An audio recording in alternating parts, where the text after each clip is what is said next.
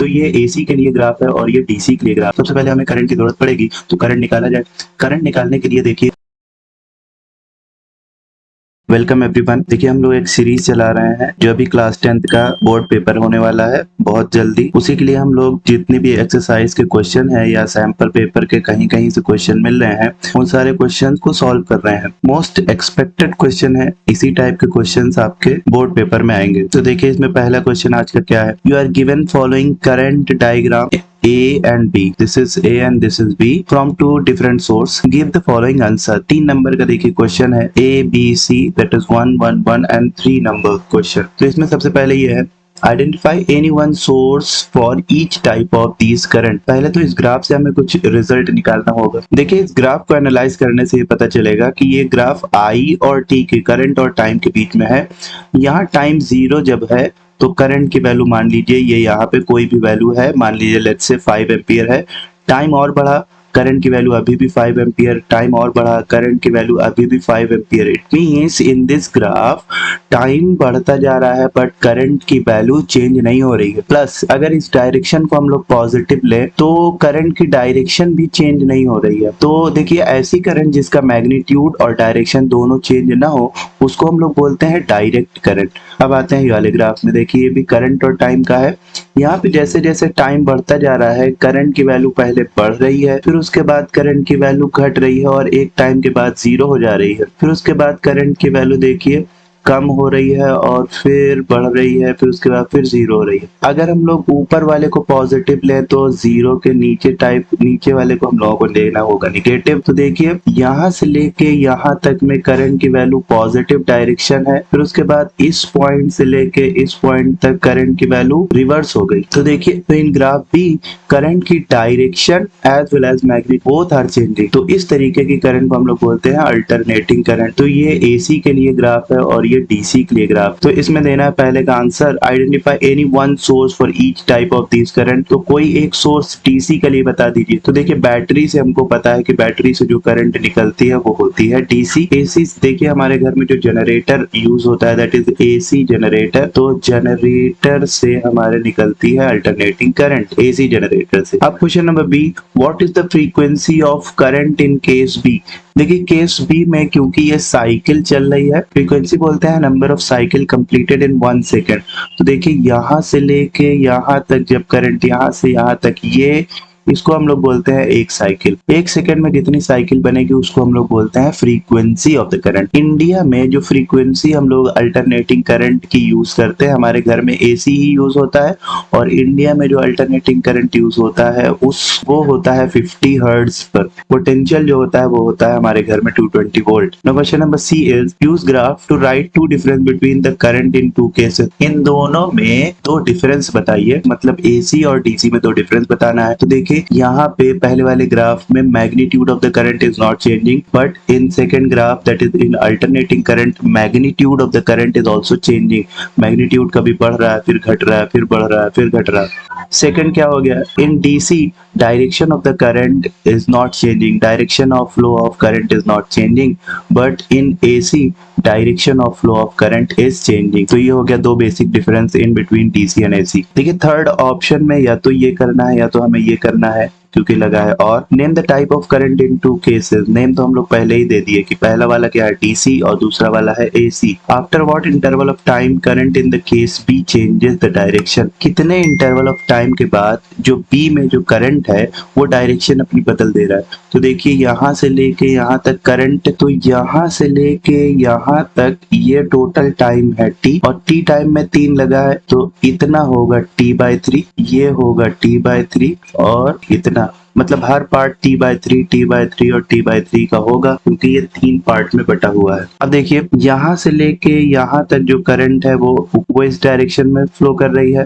फिर उसके बाद यहाँ से यहाँ तक की करंट देखिए उसकी डायरेक्शन ओरिजिन से चली गई नीचे, अगर ये पॉजिटिव है तो ये निगेटिव, तो पॉइंट इस पॉइंट से लेके इस पॉइंट तक करंट की डायरेक्शन हो गई रिवर्स। अब इस पॉइंट के बाद फिर से करंट की डायरेक्शन देखी हो गई है पॉजिटिव डायरेक्शन में, मतलब हर t/3 टाइम के बाद करंट की डायरेक्शन हो जा रही है reverse. After every t/3 second, देखिए यहाँ पे जो टाइम है वो सेकंड में दिया है, तो after every t/3 second direction of current is changing. Now the second question is two coil of resistance 3 ohm and 9 ohm are connected in series across a battery of potential difference 14 volt। देखिए दो coil है जिसका 3 ओम और 9 ohm resistance है और उन दोनों को हम लोगों ने सीरीज में जोड़ दिया है और एक बैटरी से, बैटरी का पोटेंशियल है 14 वोल्ट। सबसे पहला काम है कि सर्किट ड्रॉ करना है। ये पहला रेजिस्टेंस है और एक दूसरा रेजिस्टेंस है जो इसी के सीरीज में जोड़ दे रहे हैं, तो सीरीज में जोड़ने के लिए हम लोग ऐसे एंड टू एंड कनेक्ट कर देते हैं। अब पहले वाले एंड और आखिरी वाले एंड के बीच में हम लोगों ने अपनी बैटरी को जोड़ दिया, तो बैटरी का पोटेंशियल, ये बैटरी है और ये यहाँ से जुड़ गई। बैटरी का ये पॉजिटिव टर्मिनल, ये नेगेटिव टर्मिनल। बैटरी का पोटेंशियल डिफरेंस दिया है दैट इज 14 वोल्ट, V की वैल्यू है। ये अगर है हमारा R1 तो R1 की वैल्यू गिवन है 3 ओम और ये अगर हमारा है R2 तो R2 की वैल्यू गिवन है 9 ओम। तो पॉजिटिव टर्मिनल से करंट निकलेगी और ये इधर जाएगी करंट फ्लो होते हुए और ये इधर से घूम के ट्रेवल करके चली आई।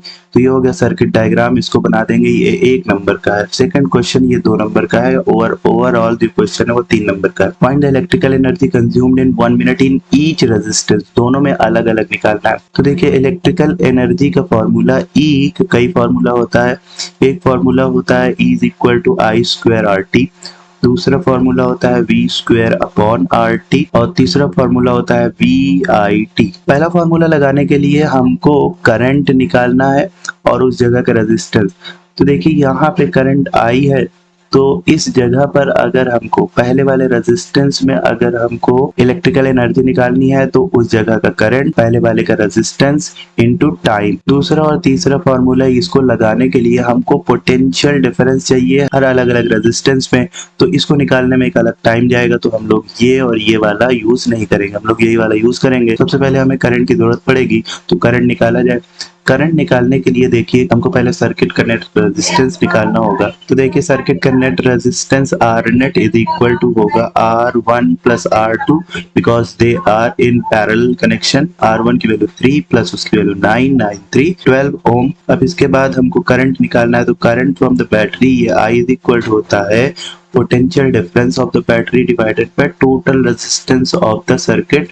Potential difference of the battery is 14 and total resistance is 12। इसको 2 से काट दिया जाए, 2 7 2 6 it will be 7/6 ampere because it is current। Now electrical energy in first resistance, देखिए E1 is equals to होगा I² R1 into T। I की value change नहीं होगी बिकॉज देखिए सीरीज कनेक्शन में जो करंट यहाँ से निकल रही है वही करंट यहाँ पे जाएगी, वही करंट यहाँ पे आएगी, वही करंट इसमें, तो दोनों में करंट की वैल्यू सेम है और जिसकी वैल्यू हम लोगों ने निकाला 7/6 एम्पियर। तो यहाँ पे वैल्यू रख दी जाए, I की वैल्यू है 7/6, इसका whole square into resistance R1 की वैल्यू है 3 इंटू T। टाइम दिया है 1 मिनट। देखिए कभी भी इस फॉर्मूले में टाइम को रखने के लिए हमको टाइम को करना होगा सेकंड में, SI यूनिट में। तो 1 मिनट में हो गया 60 सेकंड। तो ये देखिए इसका होल स्क्वायर किया जाए तो 7 into 7 upon 6 into 6 multiply by 3 into 60। तो देखिए 6 से 1 कट गया, ये आ गया 10 और 3 2s, देखिए 10 को हम लोग ऐसे रहने दें, 7 7 करके और 2 को 2 से डिवाइड कर लिया जाए। तो देखिए 7 7 49 डिवाइडेड बाय 2 इंटू 10। ऐसा इसलिए कर रहे हैं ताकि 10 से मल्टीप्लाई करेंगे तो एक पॉइंट बस आगे बढ़ जाएगा। तो 2 से देखिए इसको डिवाइड कर दिए तो 2 2 4 और ये हो जाएगा 2 4 8 पॉइंट 1 कैरी 2 5 10 इंटू 10। 10 से मल्टीप्लाई करेंगे आप, ये पॉइंट बस एक आगे बढ़ जाएगा तो ये हो जाएगा 245.0 दैट इज 245। इलेक्ट्रिकल एनर्जी है तो इलेक्ट्रिकल एनर्जी की जो यूनिट होती है that is joule, SI unit होती है जूल।